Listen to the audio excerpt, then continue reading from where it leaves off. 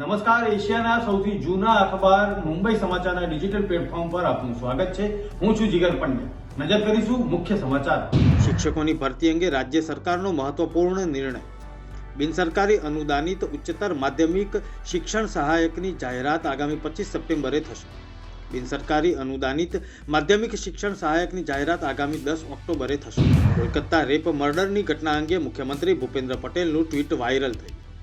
મુખ્યમંત્રીએ બંગાળના મુખ્યમંત્રી મમતા બેનર્જીને ટ્વીટ કર્યું, જેમાં મુખ્યમંત્રીએ જણાવ્યું હતું કે મમતા દીદી, આપણે માત્ર વાતો નથી કરવાની. ગુજરાતમાં અતિભારે વરસાદને પગલે ખેતી પાકનું સોથ વળી ગયું છે, ત્યારે પાક નુકસાનીનો સર્વે ફરી શરૂ કરાયો.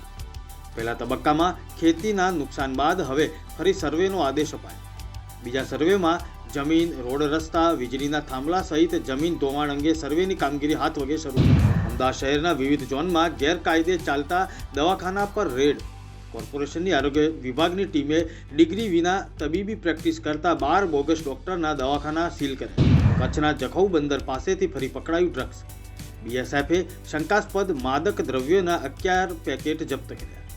જૂનમાં પણ બીએસએફે જખૌ દરિયા કિનારા પાસેથી 261 પેકેટ ડ્રગ્સ પકડ્યું હતું. રાજકોટની રસ્તાની હાલત ખૂબ ખરાબ છે.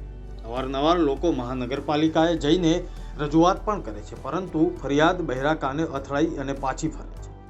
રાજકોટ વાગડ ચોકડી પાસે રહેતા લોકો એટલા ત્રાહિમામ પોકારી ગયા છે કે ભાજપનું સદસ્યતા નોંધણી અભિયાન અત્યારે હાલ ચાલુ છે, તેની સામે ખાડા ભરો સદસ્યતા અભિયાન શરૂ કર્યું છે. આંધ્રપ્રદેશના મુખ્યમંત્રી એન ચંદ્રાબાબુ નાયડુ પૂરગ્રસ્ત વિસ્તારોની મુલાકાતે પહોંચ્યા હતા.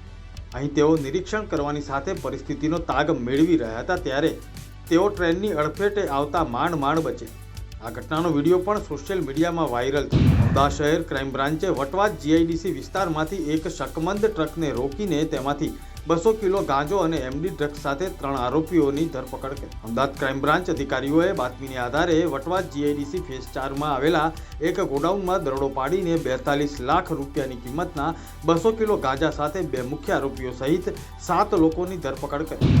હવામાન વિભાગ દ્વારા આગામી 3 દિવસમાં અમદાવાદ, વડોદરા, આણંદ, નડિયાદ, પંચમહાલના ભાગોમાં હળવાથી ભારે વરસાદી ઝાપટા પડવાની આગાહી કરવામાં આવી છે. કુસ્તીબાજ બજરંગ પુનિયા અને વિનેશ ફોગાટ હરિયાણા વિધાનસભા ચૂંટણી પહેલા કોંગ્રેસમાં જોડાયા. આ હતા અત્યાર સુધીના મુખ્ય સમાચાર. જોતા રહો મુંબઈ સમાચારનું ડિજિટલ પ્લેટફોર્મ. નમસ્કાર.